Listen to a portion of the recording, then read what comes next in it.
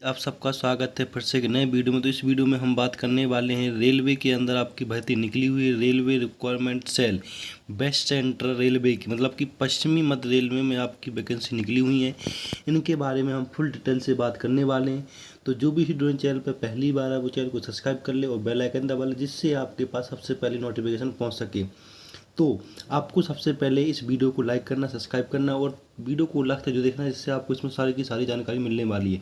तो ये जो आपका नोटिफिकेशन आया हुआ है ये आपका अप्रेंटिस अंडर के आया हुआ है, जिसके अंदर आपके सफाई कर्मचारी इस तरह के इसके अंदर आते हैं। मैकेनिकल और जो ट्रेन में साफ़ सफाई करने वाले मैकेनिकल, जो हथौड़े की लाइन की, उस तरह की इसके अंदर आपकी वैकेंसी आने वाली। सारी की सारी बात करने वाला हूँ, कौन सी वैकेंसी रहेगी, क्या इसमें एग्जाम रहेगा, क्या सिलेबस, वो सारी की सारी बात करूँगा। तो बस आपको वीडियो में बना रहना है, वीडियो को लास्ट तक देखना है, ठीक है। तो सबसे पहले हम बात करते हैं इसमें कि इसकी ऑनलाइन डेट कब से स्टार्ट है। तो जो इसकी ऑनलाइन अप्लाई एप्लीकेशन डेट है वो आपकी 5 अगस्त 2024 से स्टार्ट हो जाएगी, और जो इसकी लास्ट डेट है वो आपकी 4 सितंबर 2024 को क्लोज हो जाएगी, ठीक है। तो ये आपकी डेट का हो गया कि कब से कब तक फॉर्म भरे जाएंगे। अब इसके बारे में हम आगे बात कर लेते हैं, इसमें क्या क्या है, कैसे कैसे ऑनलाइन मोड है, कितनी वैकेंसी, सारी की सारी बात करूँगा। तो यहाँ पर देख सकते हैं कि पहले लिखा हुआ है online application are invited from eligible candidates for engagement of apprentice for the training under Apprentice Act 1961 in the designation trade unit workshop। इसके अंदर ट्रेड यूनिट वर्कशॉप का काम होता है in the west central railway, जिसके अंदर 3317 सीटें हैं, ठीक है। No other mode of submission application, इसके लिए कोई अदर मोड नहीं है, सिर्फ ऑनलाइन मोड में ही भरा जाएगा आपका फॉर्म, ठीक है। इसके बाद यहाँ पे हम दूसरा पॉइंट, यहाँ पे दूसरा पहला पॉइंट यहाँ पे देख सकते हैं ऑर्गेनाइजेशन है अप्रेंटिस के अंदर, इसके अंदर वर्कशॉप के लिए आपकी वैकेंसी निकली हुई, और इसमें किस किस जोन में वैकेंसी निकली है वो आप यहाँ पे जोन देख सकते हैं। आपके यहाँ पे जो JBL डिवीज़न में निकली हैं, BPL डिवीज़न में, कोटा डिवीज़न में, CRWS डिवीज़न में, WRS कोटा में। तो ये टोटल वैकेंसी आपकी 3317 निकली हुई हैं। अब इसमें क्या एज रहने वाला है वो एज देख लीजिएगा। इसमें अपनी कैटेगरीज हिसाब से देख सकते हैं वैकेंसी की, OBC में कितनी आई हुई है, SC ST में, तो इसमें आप यहाँ से देख सकते हैं अच्छे से, ठीक है।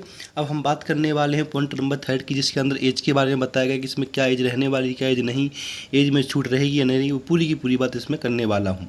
तो अब इसमें देख सकते हैं यहाँ पर जो पहला पॉइंट यहाँ पर दे रखा है कि candidate should have complete 15 years, मतलब 15 साल का होना चाहिए उसको, 5/8/2024 तक होना चाहिए, ठीक है। Should not have complete 24 years, वो पूरा 24 साल का हो कंप्लीट नहीं होना चाहिए। तो इसकी जो डेट जो एज है वो 15 से 24 है, ठीक है। इसके बाद यहाँ पे cut off date of notification है इसका। इसके बाद अपर एज लिमिट रिलैक्सेबल क्या एज है, 5 ईयर। जो आपकी एज छूट मिलेगी वो SC ST में है, ठीक है। 3 साल की छूट आपको OBC में मिलने वाली है। इसके बाद जो बैक बेंचर या WBC से उनको वहाँ पे 10 साल की छूट मिलने वाली है। तो यहाँ पे ये देख सकते हैं, ये एज के बारे में दे रखा, ठीक है। इसके बाद नेक्स्ट हम बात करने वाले हैं इसमें कि इसमें मिनिमम क्वालिफिकेशन क्या मांगा गया, वो उसकी बात पूरी की पूरी बात करेंगे इस वीडियो में। तो बस वीडियो में बना रहना है, वीडियो को लास्ट तक देखना है, ठीक है। तो 4 पॉइंट में दे रखा है इसकी क्वालिफिकेशन क्या है। तो यहाँ पर लिखा हुआ है candidate must have 10th class examination और in equivalent under 12 with minimum marks, मतलब कितने में पास होना चाहिए उसको, मिनिमम 50 नंबर पास होना चाहिए 10वीं, और उसको 12th क्लास भी पास होनी चाहिए, ठीक है। इसके बाद अब यहाँ पे आ जाता है recognize board of all trade accepted medical laboratory technical pathology radiology candidate must have pass 12th class examination और इन रिकॉर्ड, मतलब कि उसको ITI भी करना है आपको मेडिकल लेबोरेटरी टेक्नोलॉजी से, जिसमें पैथोलॉजी और रेडियोलॉजी आता है, ठीक है। तो आपको 10th के पास इसमें ITI भी चाहिए, आपको ITI भी चाहिए, जब ही आपका इसमें हो पाएगा।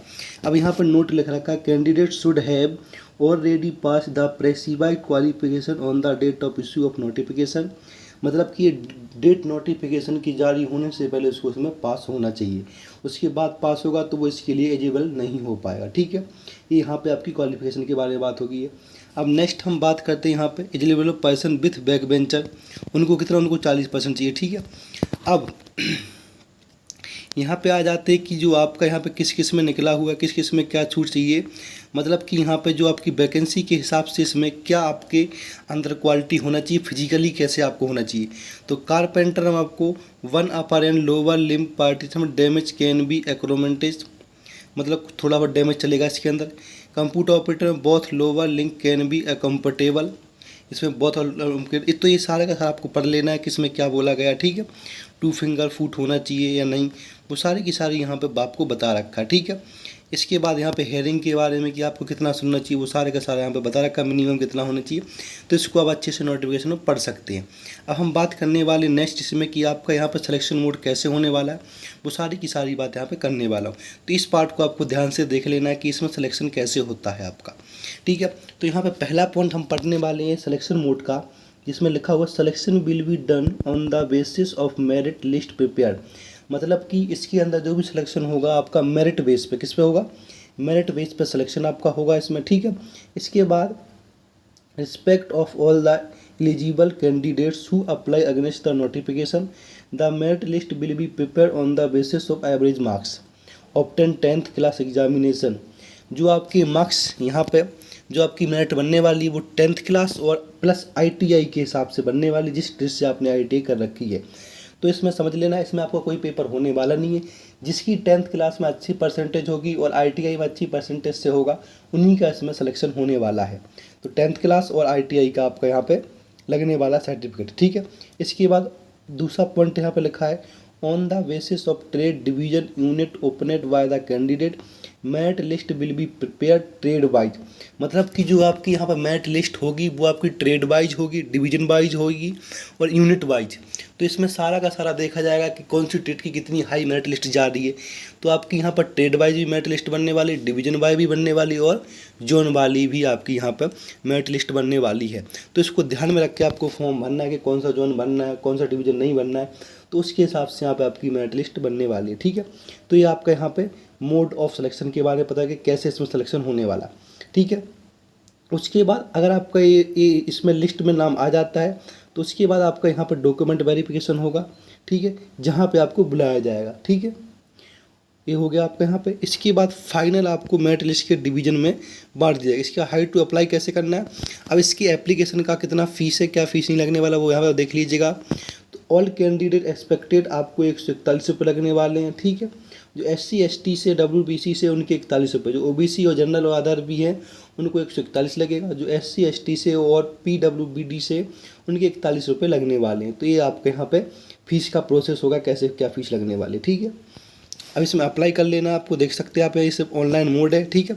इसके अंदर डॉक्यूमेंट क्या क्या रिक्वायरमेंट होते हैं वो देख लीजिएगा आप यहाँ पे। तो सबसे पहले आपके यहाँ पे फ़ोटो मांगा जाएगा, फ़ोटो और सिग्नेचर, ठीक है। उसके बाद यहाँ पे सर्टिफिकेट मांगा जाएगा 10th क्लास का, ठीक है। इसके बाद 10th class certificate, 10th class marksheet और 10th क्लास सर्टिफिकेट, ठीक है, पास वाला। इसके बाद 12th मार्कशीट चाहिए आपके पास, और जिस भी आपने क्या बोलते ट्रेड से कर रखी वो। इसके बाद पास सर्टिफिकेट चाहिए आपके पास, ठीक है। इसके बाद SC ST का OBC का आपके पास सर्टिफिकेट वो चाहिए, या PW से करे वो चाहिए। और इसके बाद ITI सर्टिफिकेट एंड मार्कशीट भी आपको यहाँ पे चाहिए, ठीक है। और ऑनलाइन आपको अप्लाई करना है तो इस साइट से जाके आप यहाँ पे अप्लाई कर सकते हो सीधा डायरेक्ट, ठीक है।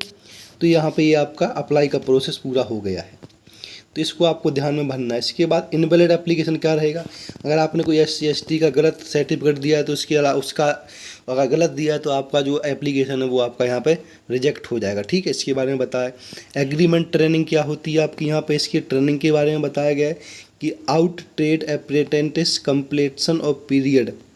इसके अलावा मेडिकल फिटनेस इसमें होने वाली है आपकी, ठीक है। इम्पोर्टेंट इंटरेक्शन दे रखी जब आपका यहाँ पे डॉक्यूमेंट वेरिफिकेशन होगा उसके बारे में, तो इनको आपको अच्छे से पढ़ लेना है। इसका लिंक डिस्क्रिप्शन में आपको मिल जाएगा।